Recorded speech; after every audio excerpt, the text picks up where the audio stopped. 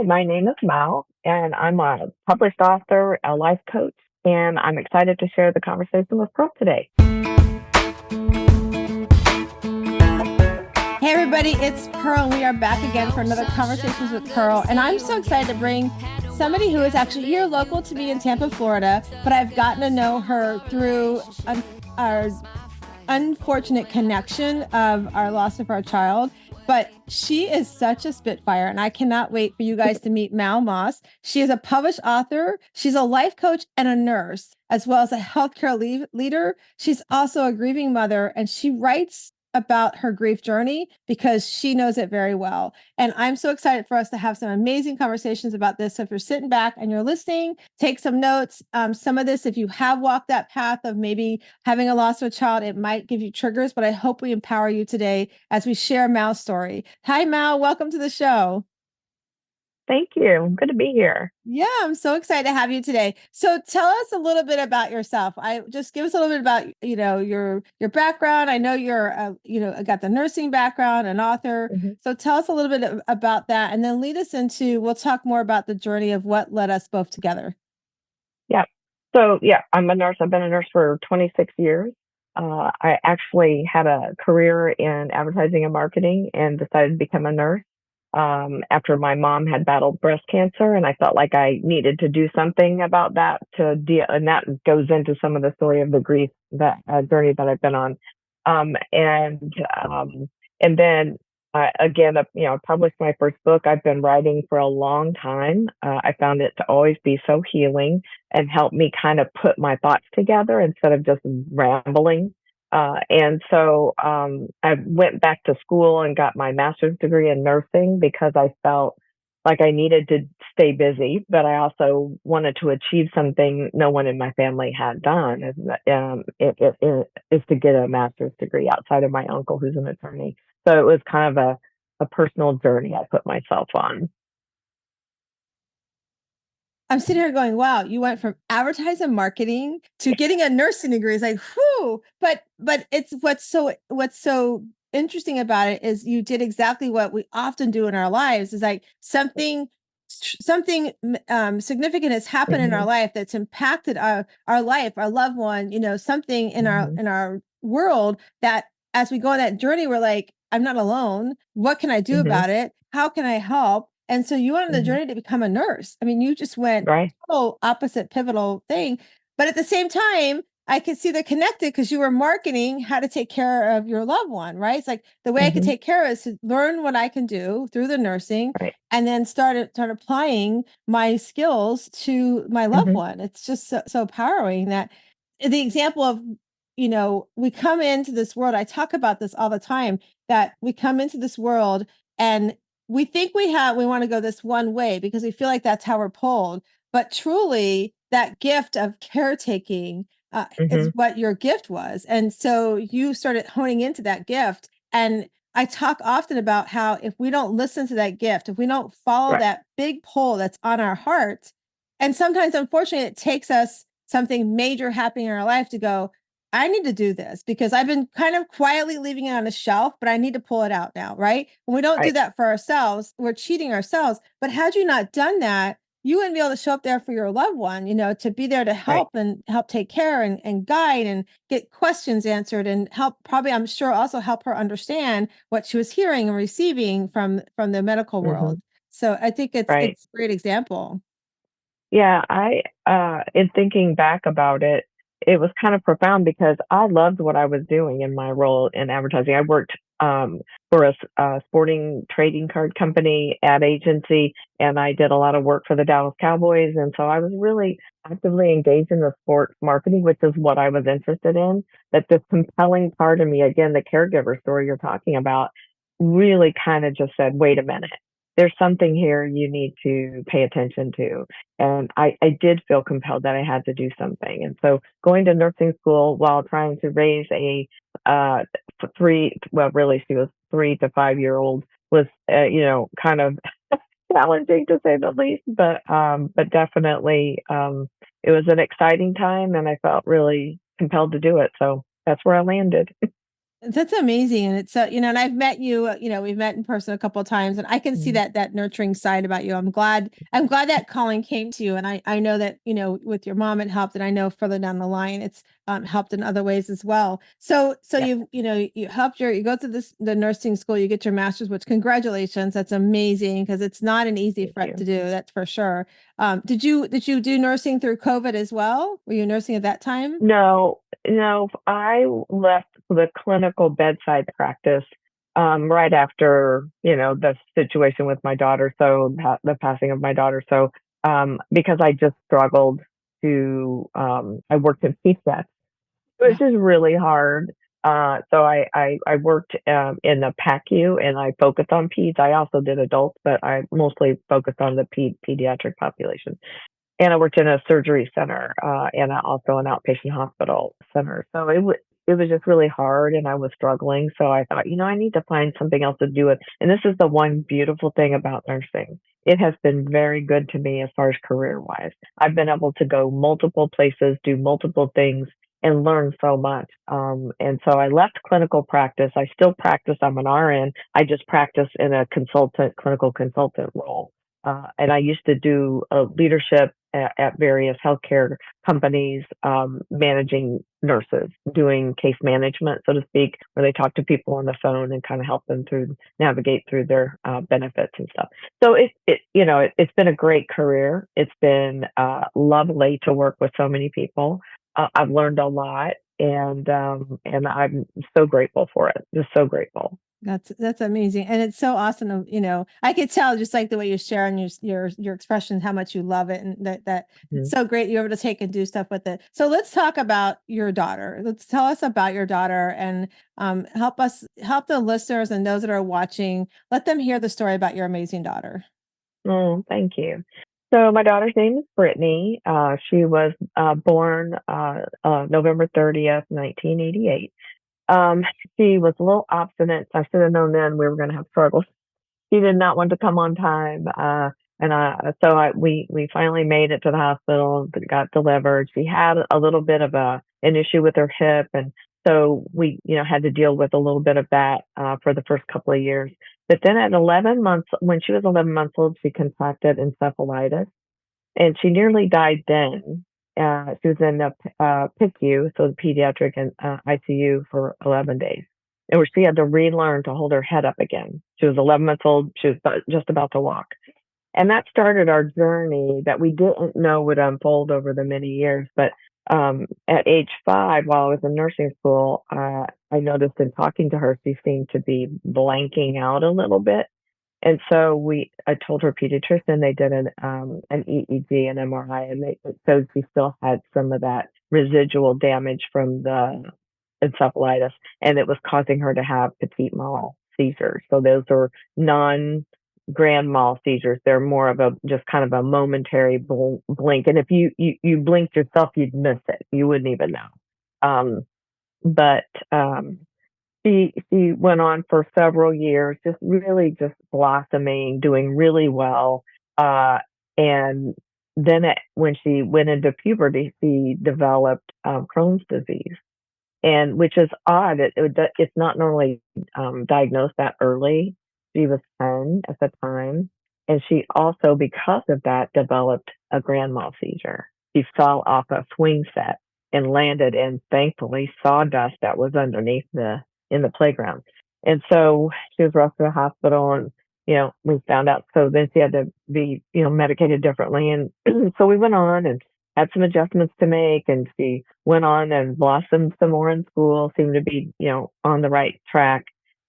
And then in her sophomore year in high school, she kind of came into her own. She became like this like different person who loved fashion, and everybody, she struggled with being accepted because she had this, sometimes the ambulance would have to come to school and get her because she had a seizure. So but she was so loving. She loved to read to younger kids. She would go to people's houses and take them birthday balloons, and she didn't even know them. She would take in all of the different kids that would come into the school that were, kind of maybe bullied or whatever, and she would take them in and be their friend. And But she was doing really well. She was met a boy at which became her boyfriend at the Crohn's and Colitis Foundation Camp Oasis, which is a near and dear to my heart. I would want to start a foundation to help pay for kids to go to this camp because in 4 years that they did such great things there for her. They wanted her to come back and be a counselor after her senior year. But when she was in her sophomore year, she went to Costa Rica. I think it was at the end of her sophomore year. Went to Costa Rica on a mission trip, and when she came back, things seemed different. After a couple of months, she seemed behavior, seizure, weird movements. We couldn't put our finger on it. Her, so we were kind of surprised because the last test she had showed she was normal EEG, normal MRI. She was slated to learn to drive. Everything was great. And then all of a sudden something happened. And we never really knew what it was. But from that moment on, up until her death in her senior year, she declined in her epilepsy and her Crohn's disease, but mostly her epilepsy, to where the point was she um, would start having more grand mal seizures, and we went to the Cleveland Clinic and they said she was having seizure activity 70% of the time in her brain, unbeknownst to us. It was you you couldn't see it, but it was definitely manifesting in her grades in other areas. So it was about 2 weeks after the Cleveland Clinic that she had a grand mal seizure in my home, for which I usually have medication I can give her, and I gave her that medication. It didn't work, so we called the ambulance, and she died 12 hours later in the pediatric intensive care. This was in Grand Rapids, Michigan. So she was just such a beautiful light, and that is what why I am doing what I'm doing today. Why I wrote the book and why I journaled in a blog is because of her beautiful spirit and what she taught me. Right. So, but you just look at her picture, and I know you've seen it. It's on the book. It's throughout the book. She just emanated a light from her heart that no one could, you couldn't even explain it because of how compassionate she was, despite being bullied in school, having these chronic illnesses, still getting up every day and putting a smile on her face and going out in the world and celebrating it. Like, I know a lot of people who can't do that today, right?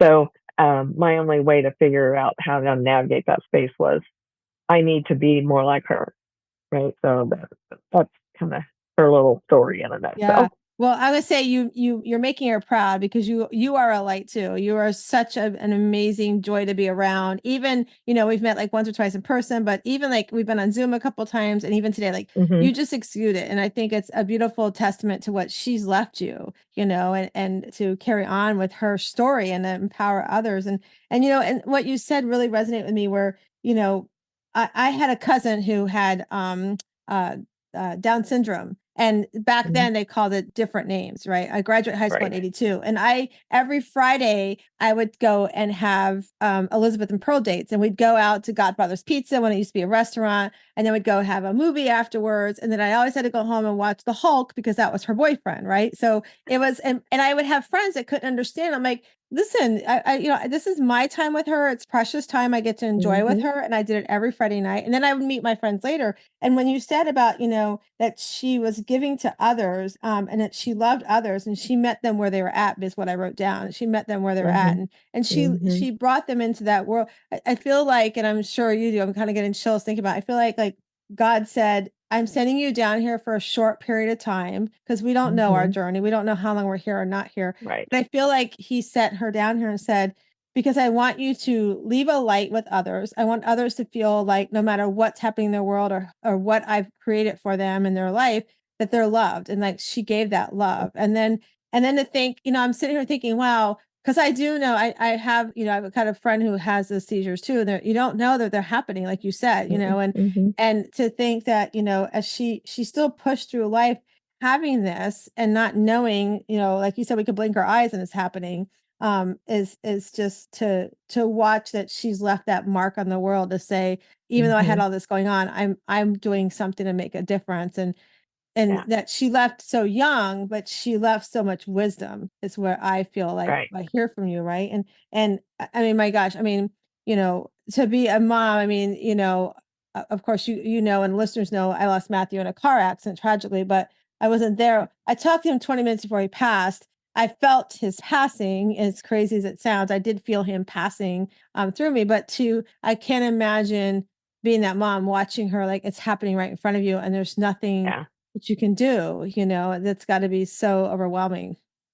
Yeah, I think when I think back about those 12 hours, I was in the hospital, and being a nurse, I had to try to I was trying to separate the two roles, mom, nurse. But as a nurse, I knew what was happening. I knew what was unfolding. And I was kind of trying to prepare myself for the outcome. And I think that this is where being a nurse I was grateful for, because I did know what was happening. And while I prayed that the outcome would be different, um, it, w- being a nurse helped me see that all the medications she was on, and I write about this in the book, and it was a hard chapter to write about her last few minutes and what that looked like. But um, I have to say, like when I look back about it, it was almost as if it was a PTSD moment for me. Like I really struggled with those memories for several years before I could finally like let it go. But those 12 hours were to watch it unfold. To your point, it was like an out of body experience. Like I was over here as a nurse looking, and here at the bedside with her, and these two people were colliding in that moment, and trying to figure out how to deal with it. So, but I will say that at her celebration of life, so many people came that we didn't plan on. We said maybe 50 people will come, right? Right. It was like over 500, and they were standing room, lines out the door, and she happened to pass on homecoming. So there was a lot of the students there, friends of mine, uh, just a lot of family came. But what was most striking was the stories that these kids I didn't even know, and the stories I didn't know about were were told during that time of the many things that she did for others. I, as a parent, had no idea. Like, right, and I was like, wow, like this is really great, because this is what you hope for in a child that you raise, is that they turn out to be, just this light and this warmth to the world. And so it was very healing to hear those stories. And I heard them for months out later. I get letters from her friends, and we celebrate here 17 years later. We still celebrate her birthday, and they send me special messages. So it's an experience, one of which I said, like, I felt like I was in out of body, but because of my nursing role, I was able to kind of take in what happened. And there are some other moments in the book that I'll leave for that. But when I talk about how the nurses treated me, they were so wonderful. Same thing when my mother passed, and you're right. And I, I I knew I wanted to be a nurse after she had passed away. And then when my grandmother passed away, I was a nursing student, and the nurses were so wonderful to me. And then when Brittany was ill, the nurses were so wonderful to me. How can I not want to be part of that community? That is the very thing that helped me through the very time. Yeah, I agree with you. Like the nurse and doctors are great, but the nurses, I feel like they're right there every minute with Yeah. you. And I remember that like with my mother-in-law when she passed. I mean, she took a turn like just like that. It was like just the craziest Mhm. thing.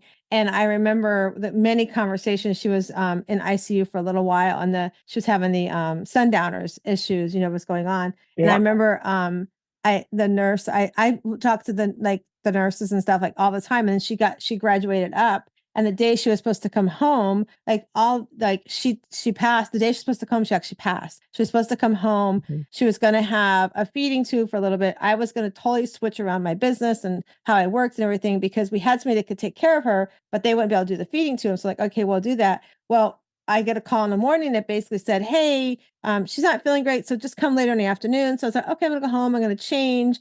We were going over by, we were going to Emily Arena, which is right around the corner from the hospital, to see the Globetrotters that night. So I was like, "Well," I told my husband, "Well, I'll go by and see her, and then we'll go to lunch. You can pick her up this evening." Well, then I literally Mhm. get home, changed in some comfortable clothes, and they called and said, "Get here right away. She's taking a turn for the worse." We're like, "What?" And the nurses, Mhm. I mean, for us, it was shocking, but to see the nurses like in tears and the caseworkers, Mhm. they're Yeah. like, "We don't know understand what happened." And, and I knew what it was. She didn't want to come home like that. That was not who she wanted to come home Right. as. And so you're right. The nurses are just they're just so amazing. They're so compassionate and so caring and Mhm. want to help you understand. And I can imagine, I was sitting there looking like as you were describing it, like thinking that nurse Mal and mom Mal, like that whole, I could see that Mhm. collision. Like mom's going, I don't want to hear Yeah. it. I know what you're telling me, nurse Mal. I don't want to hear it. Don't, no, Right. we're going to wish for a miracle. We're going to, and that whole process. And I could just see those two colliding. You gave a great visual of that. And yeah, I don't know.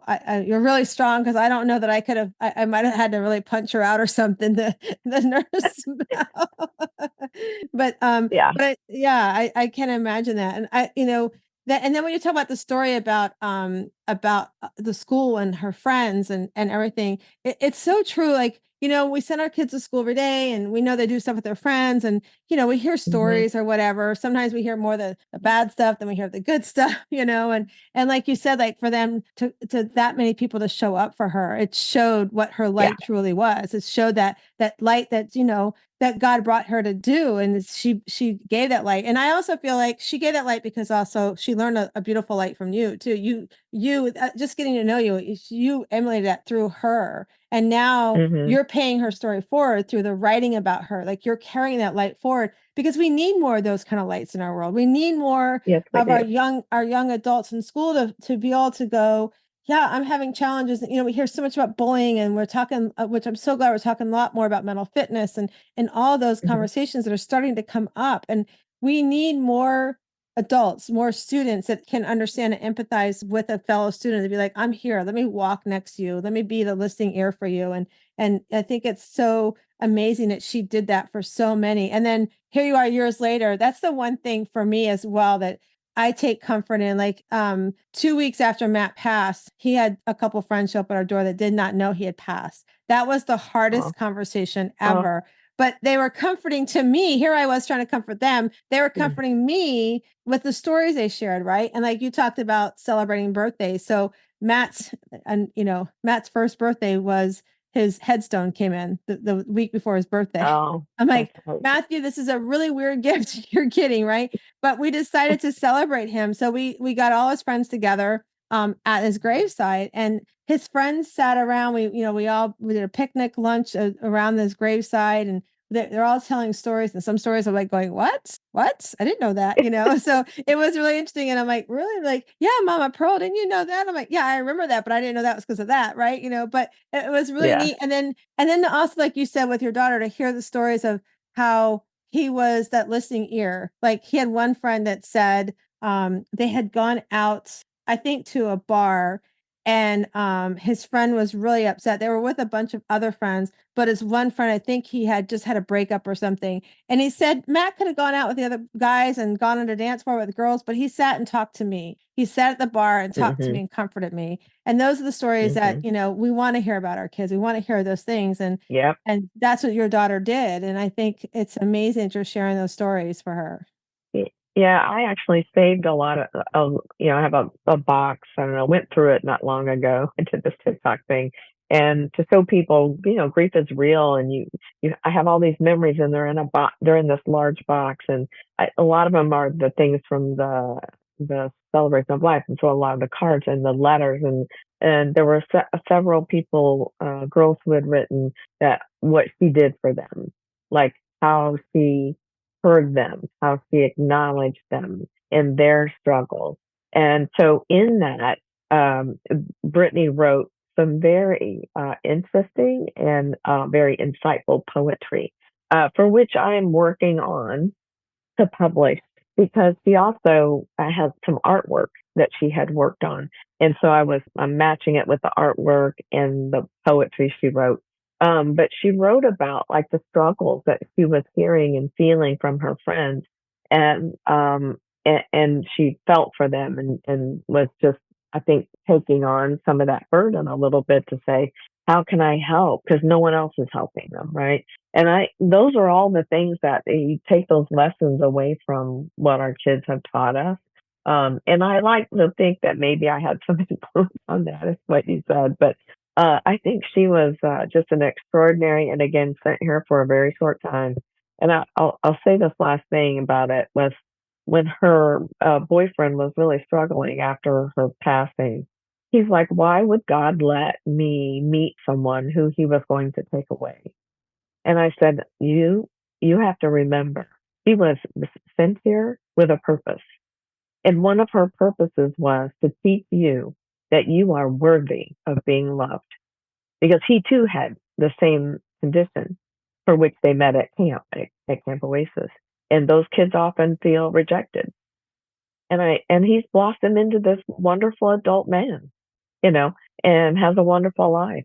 And you just have to wonder if that collision had not happened, and I call it a collision because he shook up his world, what would have happened?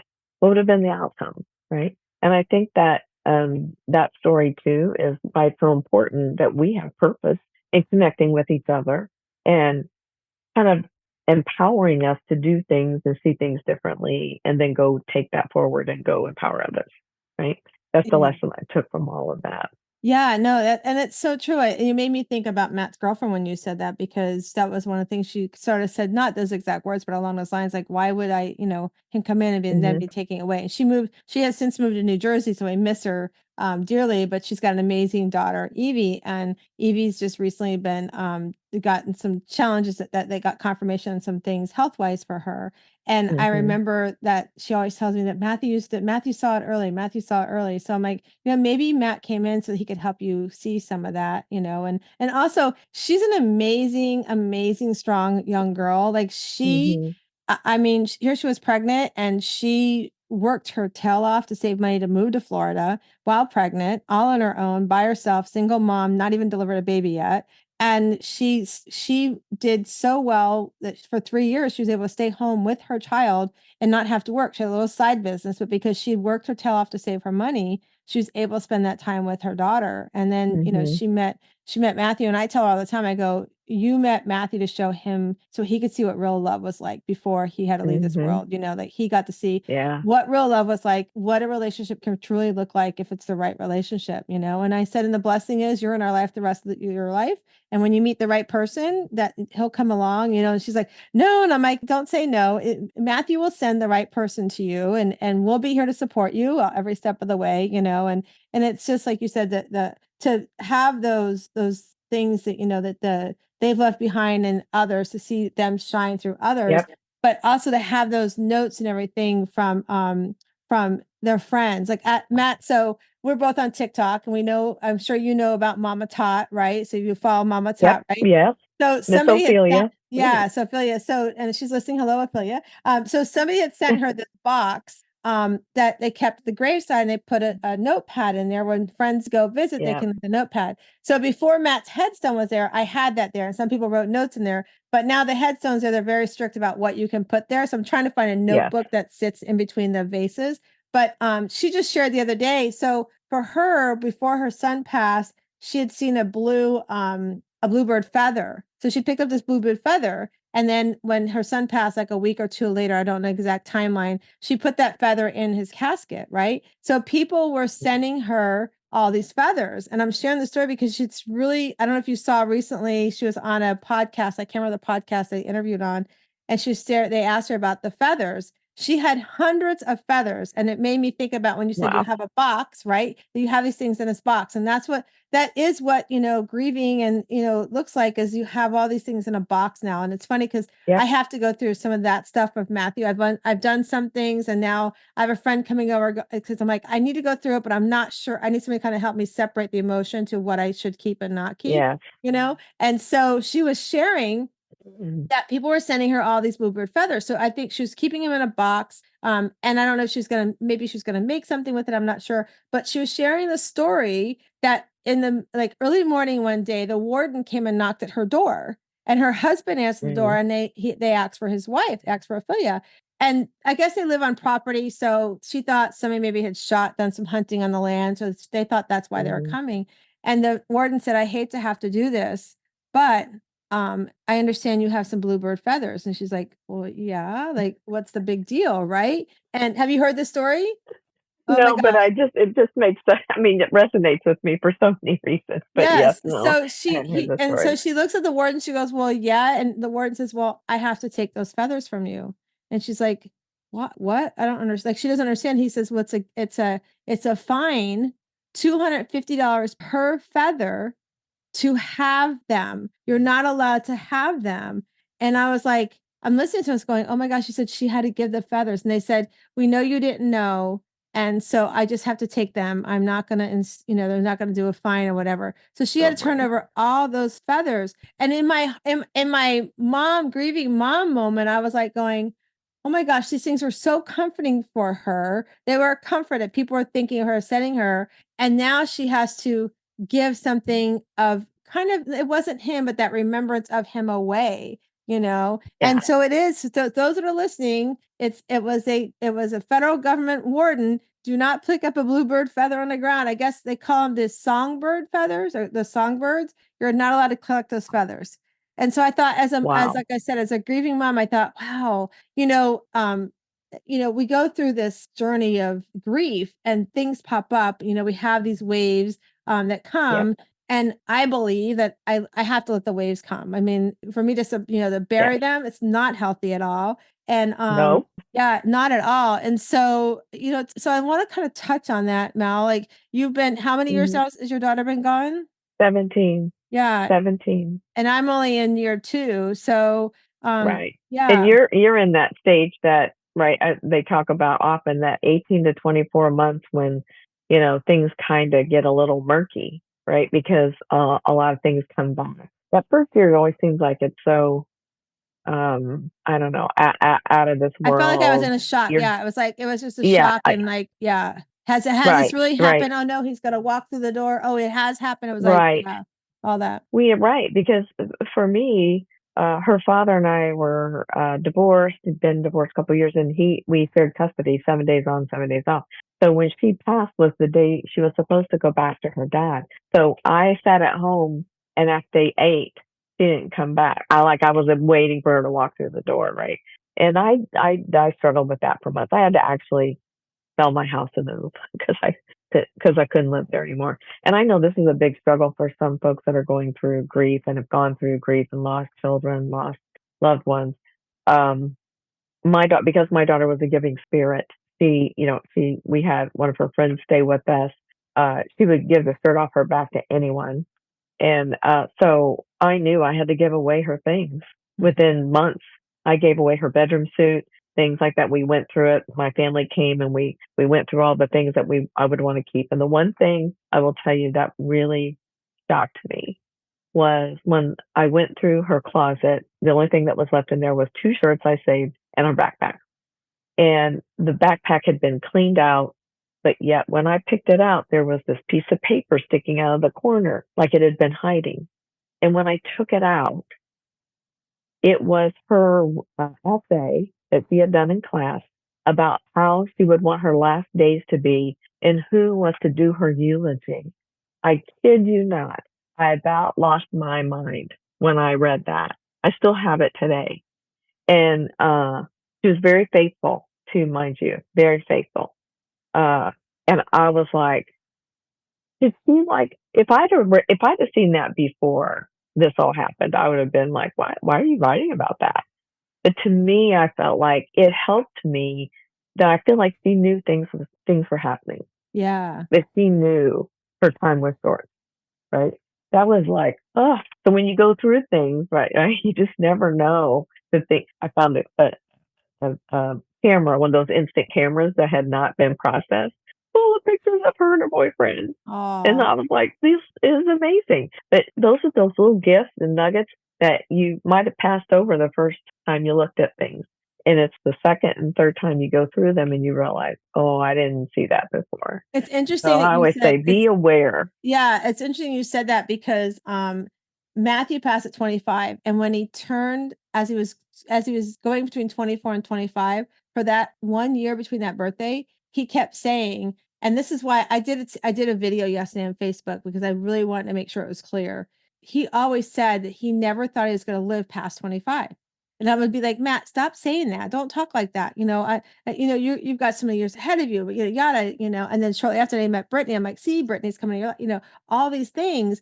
And then when he passed 2 weeks after he turned 25, I was like, it didn't hit me till a few months later. I'm like, he had the wisdom that, he could see that for whatever reason, he had that feeling. And, I did a video yesterday because it's interesting. And I mean, because you watched everybody knew your daughter had this, when she passed, they found out about her illness and stuff, what people will say about things and without about the No passing, one. right? And Hmm. so Matthew had a single car accident because he made the bad decision to drink and drive, right? And he had been involved in this cult. Matt called it a cult, and then I always thought it was down in Ybor. And I didn't know till like almost 8 months later that they had done this video claiming that they cursed him and that he committed suicide and just this horrible things. But so I guess that had gotten on social media, which I didn't see. So I've run into friends and I would tell the story. They're like, "Oh my gosh, bro, I'm so sorry. I thought he committed suicide. I was under the impression." I'm like, like, where did that come from? It's very frustrating. And like, a friend of mine who I interviewed yesterday, she's like, before we got on the podcast, she's like, "Pro, I don't know why I assumed that I did too." And I don't hold anything against that person or those people thinking Hmm. that, but I'm like, I want to share that this is not factual. So yesterday I did a whole like probably four I minute watched. live. Yeah. Cause I'm like, Yeah. and these people, I mean, they still have this video up. They're basically using the video to scare people that are in their Yeah. circle to say, and for me, it's like I don't like that. But it's like the things people do or say or the whole thing. But like you said, the signs that he's left behind and the signs I've gotten Yeah. since, like even on the Yeah. day that he the day that we had a service, Matthew used to say all this. He loved playing video games. He loved the Fast and Furious game. He used to say, "Mom, I'm going to be fast. I'm going to be in Fast and Furious one day." I'm like, "Please don't talk like that. I don't need you to be in a police chase." So the You're right. day that while we were doing his service, we had so much family starting to come in, and they had asked us, "You need a police escort?" At first, I'm like, "No, we all know where we're going." But then, as more family was coming in, I'm like, called them like the day and a half before. I'm like, I think we do need a police escort. So literally, we left Mass and we're going to the cemetery and they had 4 cop cars escorting us, like the big SUVs. And I started Hmm. chuckling and chuckling is, why are you laughing? I'm like, because Matthew's in his own Fast and Furious right now. What? 100%. He called it. I was He like, called he's it. got his Fast and Furious happening. So yeah, so He it's called just it. it's crazy. But so let's talk about that for a minute, Mal. So first of all, talk about the book, tell everybody the title of the book, Yeah. and then Yeah. talk about, sort of the reason. I mean, I think we all could probably, I don't want to assume anything, but kind of share why you decided to do the book, why it was important for you to do the book. Yeah. So, I have it here. So, the name of the book is Grief Blessings. And I know some people might find that interesting. And I stuck with that title for a long time. It's the story of unimaginable grief and unexpected blessings. And I actually, that was the name of my blog. It still is the name of my blog that the book stems from. It's an accumulation of the highlights that are in the blog, but written in a narrative way to kind of um, inform, give courage and purpose to the journey. Because for me, I have worked with a couple of grieving parents over the years, and they've asked me, what was the one thing that you did that really helped you? And I said, write. I wrote, and some days I would write one sentence, and other days I would write a book online. And I kept this online journal. I would write maybe sometimes multiple times a day, and sometimes once every day. And then over the time, it's now more or less once a month that I put out an article. Um, but what I got was a lot of comments and personal messages about, you are such a great writer. You should publish a book. Because, and I'll tell you, the reason why is that when I lost my mom, I could not find a book that would help me deal with my grief, right? My mom died just 2 months before Brittany was born. So I was really in a dark place. And I just stood at a bookshelf at Barnes and Noble. I'll never forget it. Evanston, Illinois. Sat there, was looking at book, trying to find a book, and I couldn't find one. And something, I don't know what it was. I still think it's divine intervention. But the book fell off the shelf, and it was Motherless Daughters by Hope Edelman, who I adore. She's fabulous. So I read her book, and then I was walking out the door. I kid you not, and she's coming in a few weeks to sign her book and do a little session. So I went. It was the most healing experience I ever had. And it made me think, you know what? Writing about your experience can help others. So catapult me forward, with Brittany being born, and I really didn't write much about those times other than in private journals. But once she like a few months before she went to the Cleveland Clinic, I started writing. And of course then after she passed, I really wrote profoundly. And some of it was very dark. Um, so I poured out. I didn't hold back. I wrote, and if some people were scared, and they would knock on my door and call me, and are you okay?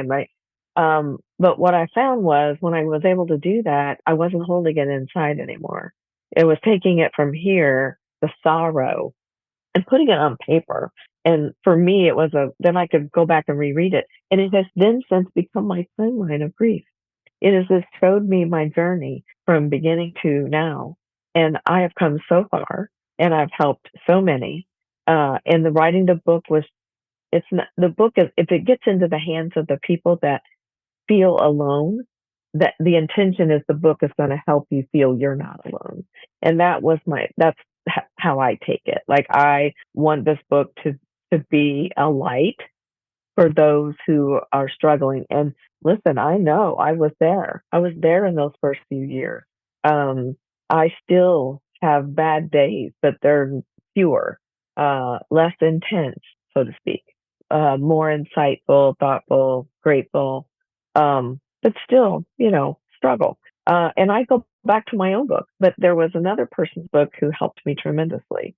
And so this is why I knew that for me, if I had two books that helped me do it with my process, I needed to take what I learned because there's not much out there about losing your only child.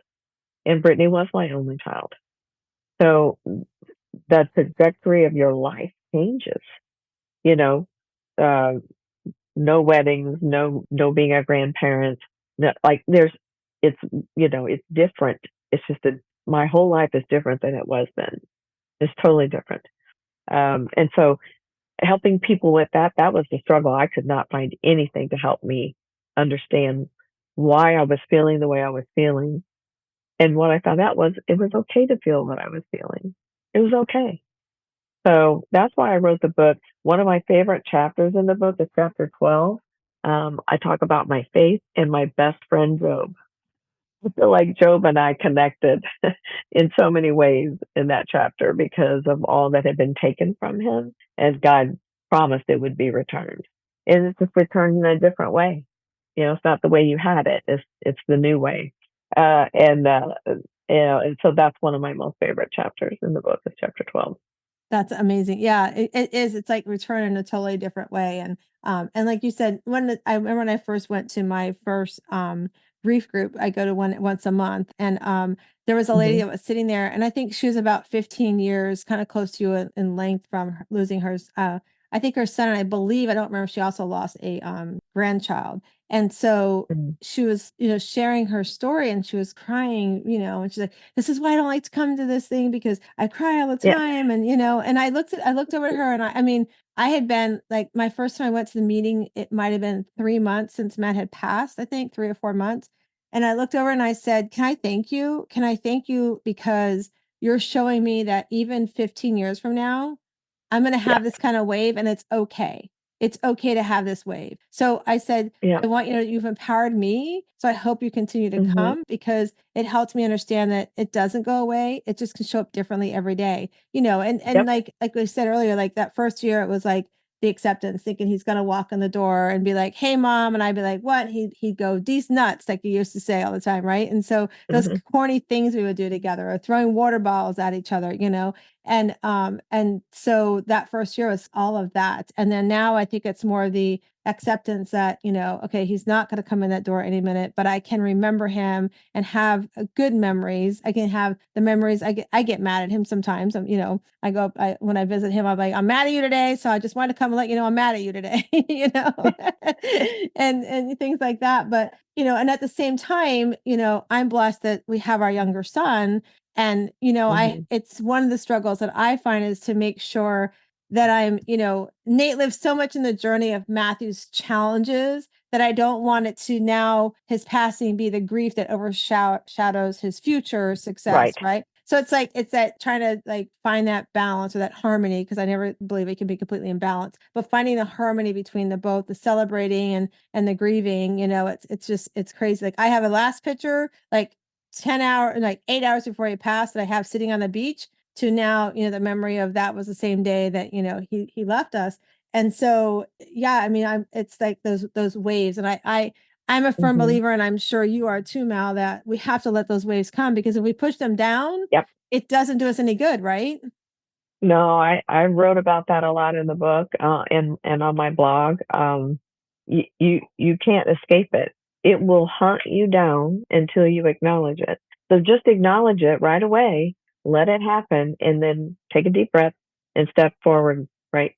I tried to run from it. It was not pretty, and that was the biggest lesson I learned, is that you just have to, like, some days you just have to go and sit down and have a good cry, or Yeah, you have to do whatever it is that helps relieve the buildup of pressure that right. occurs. And the more you fight it, the bigger and larger that pressure becomes, and then it's harder to get yourself back together again. Right. I talk a lot about that, because that is the one thing I learned, the hard way, Yeah. Yeah. was to stop running from it. Yeah, I had my last big episode, actually Thanksgiving. We were on our cruise, and on Thanksgiving Day, it was our first family vacation since Matt had passed. And Thanksgiving Day, I don't know what, I don't even, you never know what, just it just happens. And I felt very overwhelmed and with grief. And Chuck's like, "Come on, let's get out of the room." And so we went to go try to meet up with the family for breakfast/lunch. And we're sitting there, and I had my Hmm. sunglasses on. I'm like, I can't sit here and just act like we're just having normal conversation. I was really That's right. upset, and and I was like, so I had to leave the table, and I went and sat out poolside, like near the balcony kind of area of the pool, and just like I just like kept my glasses on. I just let cry, and Chuck came out, and he's like, I'm like, "You don't have to sit with me." He goes, "Yes, I have to sit with you. I want to sit with you, because I feel it.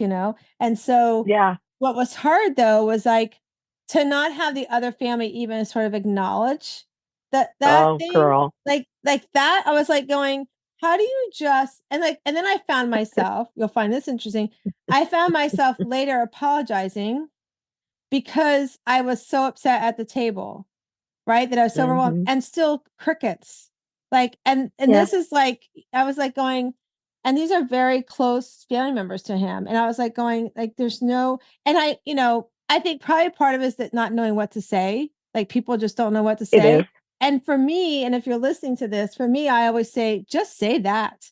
Pearl, I don't know what you're feeling. I can't Right. imagine. I just don't know what to say. Silence is not good. Yeah, silence is Silence is worse not for me. good. Yeah. It's like Yeah, just say that. I had the same problem. Yeah. Yeah, I experienced the same thing with friends, with family. And not to say I had some extraordinary friends. I had a friend who sent me cards and small gifts every little holiday for years, because she felt compelled to do that. But then, you have people that you thought were your friends, and because they don't know what to say, they choose to say nothing. Right. And I held a grudge about that for many years, until I learned that my job is to help people understand that it's okay to just come sit beside someone and just say, "I'm here." You Right. don't have to have the answer. You don't have to have the right words to say, but the lack of acknowledgement speaks more than anything else, Yeah. Yeah, that right? The was lack of like, acknowledgement. I was sitting there going, like, even after I said something, was no response. It was just very, and it was very disheartening. I actually, after I did my video yesterday, I had a friend reach out to me, and it was so sweet. She reached out to me and, said, she was like, tell me the video was really beautiful, and that she Mhm. was apologizing for not offering more support over the last year. And I'm like going, that was so sweet. And she's like, she felt like, I also feel like I'm burning you because I feel like I can't help as much as someone local because she's in Canada. And I was like, I Mm. messaged her back. I go, oh my gosh, you just got married. You have a brand new baby. And how sweet you're thinking of me, and it kind of can go both Right. ways. I haven't reached out to you with, you've got a brand new baby, you bought a house, you got married, but that's a lot to put on your shoulders in less than a year. And I was like, it's okay. But at least, just that acknowledgement was so powerful. And, really, Yeah. as somebody who's grieving, if you're listening to us talk today, no matter what grief, whether it's, somebody who's lost a child or any kind of loved one, or even somebody who's like going Hmm. through a grieving of a divorce or loss of a job, Right.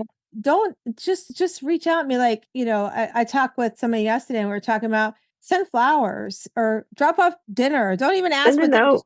even if Right. it's dinner, you don't know if they like the dinner or not, just drop it off, and stuff Right. like that. I've been known to get on an airplane once or twice and go visit a friend because I hadn't heard from him. Like, I'm at your door. What's up? Let's talk, so we Hmm. have to remember that. But I just looked down, our time is like flying by here.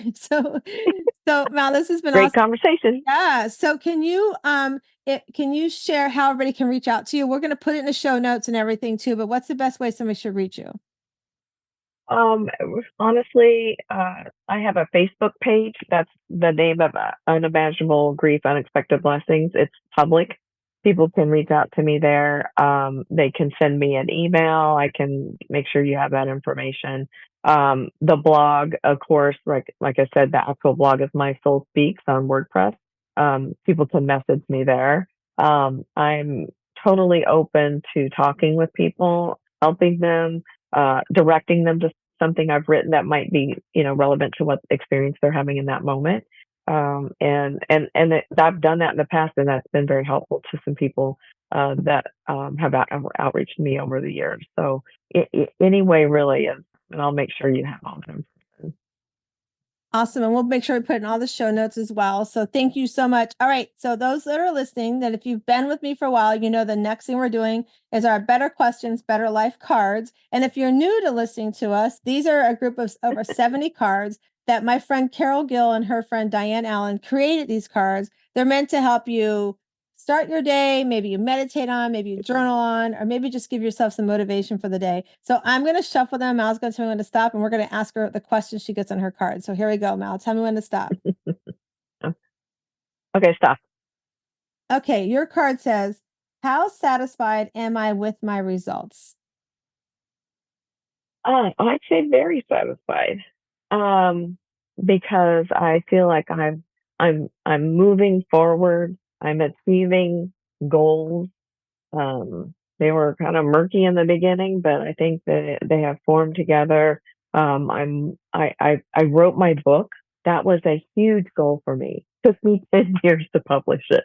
Like you're right. So I'm satisfied with it. I self-published it. So, that was part of the struggle, but I'm happy with it.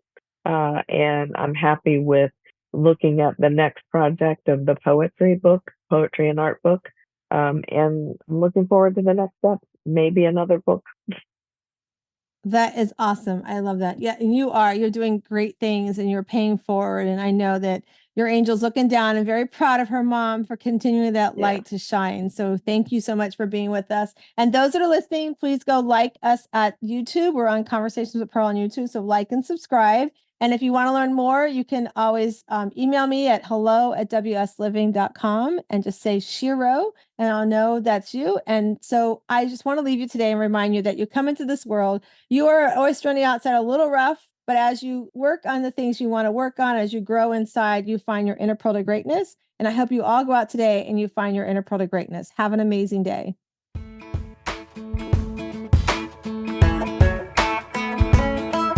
Hello, sunshine, good to see you again.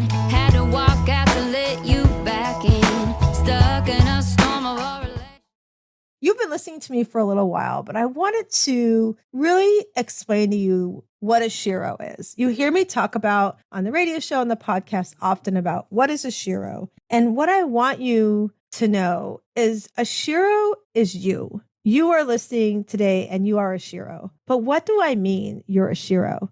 So a shiro is somebody who is strong. You have so much strength, and maybe you don't know it. Maybe you're not seeing it inside yourself, and you need help tapping into that. And that's what I love to help women do, is to find your strength within and help you pour it out of yourself, help you become the strong person you are.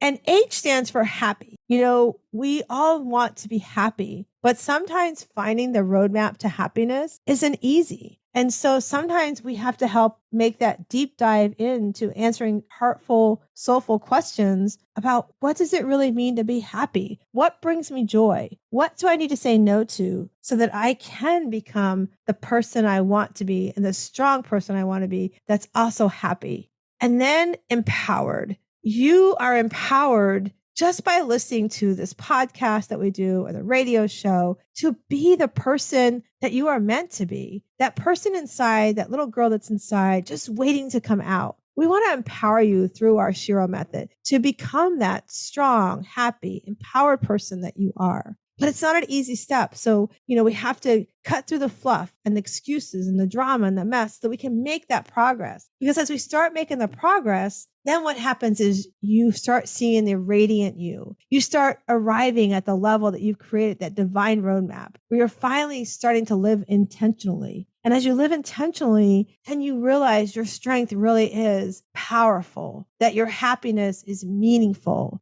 and that you are empowered to pay it forward to others, to do the things you want to do without guilt, because you deserve it and because your radiance is showing. And then as you work through that progress, then what happens is you become your original self. You become that authentic you that you're supposed to be. Like, you've done that deep, soulful work, and you're starting to make that path of satisfaction and that happiness you've been craving. And so you start laying down the foundation of your success. When you wake up in the morning, you find yourself looking in the mirror and realizing that you don't recognize your old self anymore, that you see yourself reflected everywhere in your stride, your relationships, your career, and even your hobbies. So as you align your outward trajectory with that inward path, you start gaining that clarity and that confidence and courage to focus and follow your internal direction. So really, that's what a Shiro is. And it's not easy to get there, right? We need to learn the steps to become that true Shiro, to tap into those superpowers that you have within.